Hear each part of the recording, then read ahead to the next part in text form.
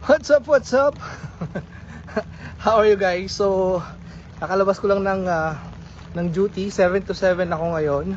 7 ng umaga hanggang 7 ng gabi. At maulan. So, ito yung problema. Maglalakad tayo, wala akong kotse. Kasi 1 month pa lang ako dito sa US, guys. At di pa ako nakakakuha ng kotse. So, okay lang naman sana kung hindi umuulan. Maglalakad lang ako. Kasi 10 minutes lang naman siya. Kaya lang pag ganitong umuulan. So ayan. Wait lang ha. Tatawid ako eh. So yung aking lugar.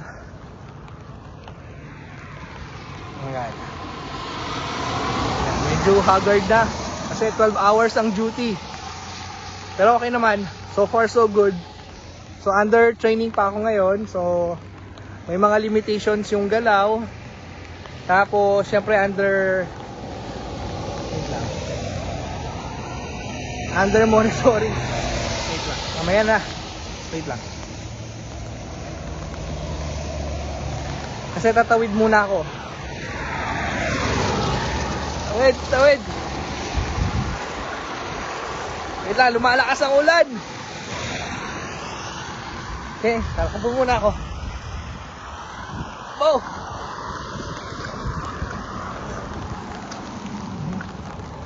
Ayan, kawawa yung sapatos ko kasi puting-puti. So yun. So kailangan ko bumili ng waterproof na na shoes. Kasi nga tag-ulan. Paano pag taglamig pa? Talagang di na natutuyo yung damo. Ayan. So wait lang. Dulas. Ayan. So ito yung dinadaanan ko pauwi from trabaho hanggang sa aking apartment.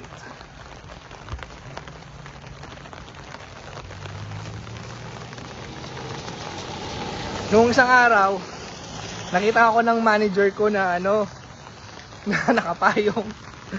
Tapos sabi niya, ba't ka naglalakad? Sabi ko, wala pa akong kotse. O baka pautangin mo ako. So for now, wala pa tayong kotse. Di pa ako nakakuha ng license. Pa ako nakaproseso. At saka wala pa akong bayad.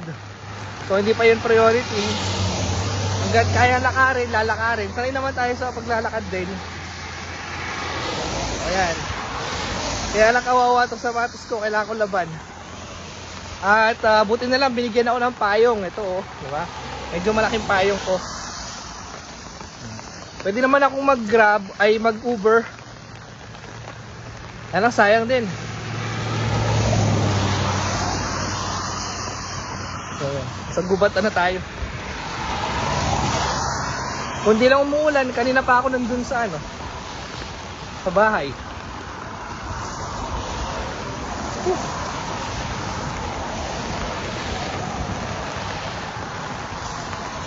Medyo mahirap lang tong lakarin kasi pataas, pababa. But everything's fine. Ayan.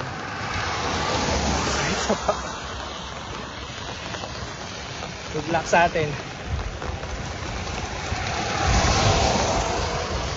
Kailangan ko yata ng buti lang malaki tong payong ko, ng raincoat. Hindi man ako nababasa, pero yung sapatos ko talaga. So ang duty ko ngayon Monday, Tuesday. So naka 24 hours na ako. Then off ko bukas hanggang Thursday. Diba? Duty, off. Tapos Friday, Saturday, Sunday duty ko na naman 3 araw. So ganun.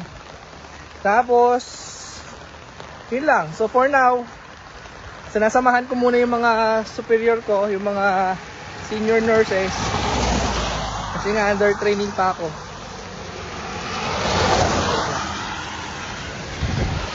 Woo!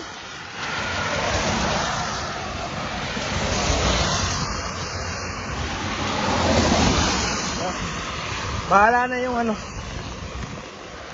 yung sapatos, hindi pwede na malinisin to.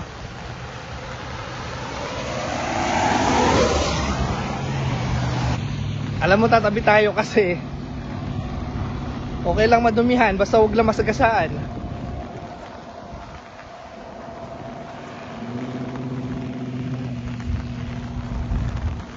So ganito po ang mga bagong bagong nurse dito sa Amerika, mga walang kotse.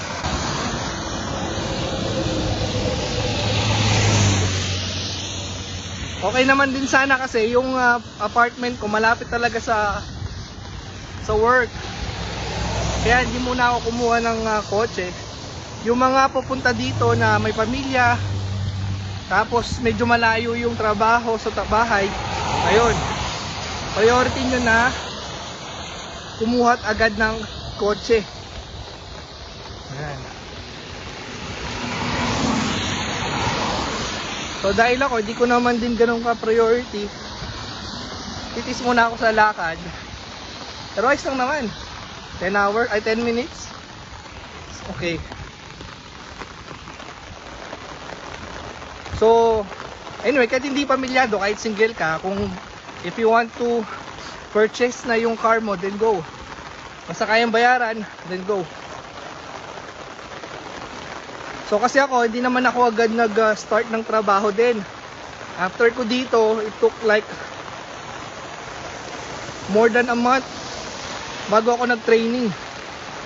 Kasi dahil pang inasikaso, yung lisensya ko, pinaproseso, hindi pa ako naka-in sa system. So ganun.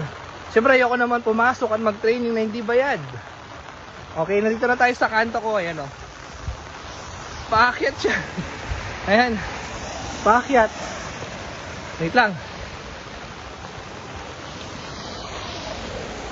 Ito yung mahirap dito, paakyat yung aking apartment. Para ako nasa Baguio ba? Para ako nasa Cap John Hay.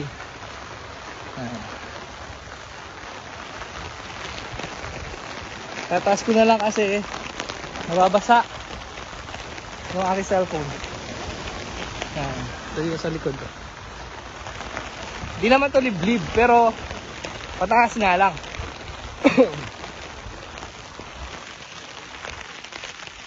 So 12 hours ako naglalakad nakatayo. Tapos uuwi ka, naglalakad ka pa.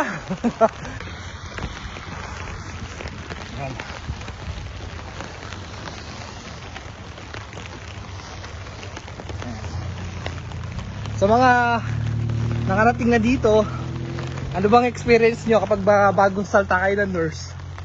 Naglakad din pa kayo or nakabike, nagkakotse? Kasi plano ko sana mag-bike.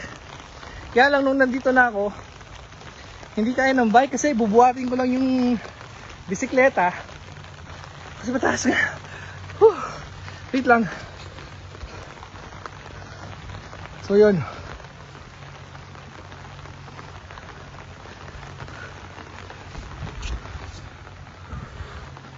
Ito yung lugar ko. Sabi naman nila, di naman masyado nag-snow dito sa lugar namin. Hindi good. Kaya lang di ko alam pag taglamig na yan eh. Jacket na lang. So bukas, day off ko. Kasi lagi nag-uulan dito. So kailangan bumili ng sapatos na hindi pinapasukan ng ulan. Mag-boots kaya ako. Bawal kasi Crocs eh. Bagay yung Crocs eh, butas-butas din. Okay, dito na ako sa apartment ko. Ayun, kita nyo? Ayun na yung apartment ko. Madali na dito kasi pababa naman na siya. Ayan. Maganda dito yung apartment ko kasi tahimik, hindi man lumalabas yung mga tao dito din. Tapos malinis, organized. Kasama nyo na yung gym at saka yung pool sa bayad. Ayan. So ayan o, palapit na tayo. Ayun siya. Sa camera malayo siya eh, pero malapit na lang yan. Hindi na ako dadaan sa harap, sa likod na ako dadaan. Para, kaya lang, maputik yata dun. Wait lang. O sige, daan na lang tayo sa harap. Kasi lalong mapuputikan yung aking sapatos. Okay. Gutom na ako. Right now, ano na, 7:30 na. Hindi kami agad nakaalis. So, nag-extend ako ng 30 minutes kasi alam mo naman, wala namang umaalis yata sa hospital na tamang oras. Pero 30 minutes lang naman yun. Tsaka at least bayad. Kahit 1 hour pa yun. Yun. Okay. Dito sa amin, marami dito squirrel, Bugs Bunny, rabbit, tsaka deer. Wait lang.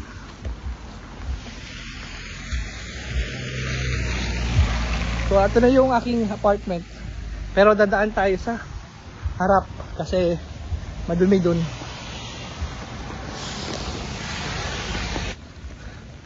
Wala. Okay. So this is my apartment. Ayun o. Yan yung apartment ko. Diba parang ano lang, 10 minutes lang nung nag-usap tayo. 10 minutes lang, dito lang. Oh, ayan. Ako lang nakapayong dito. Ayan na yung apartment ko. So dito tayo sa harap. Dito yung office. Basa na yung medyas ko. Alright. Okay, patayin ko na to.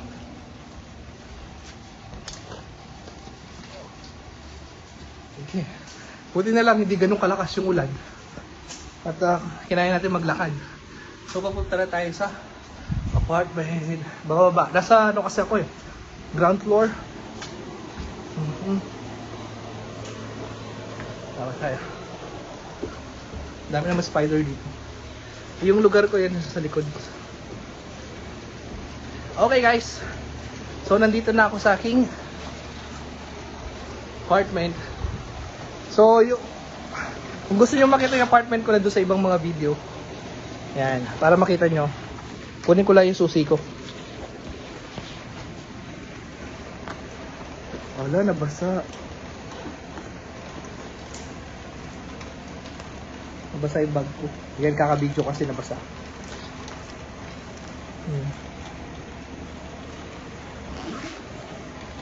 Okay.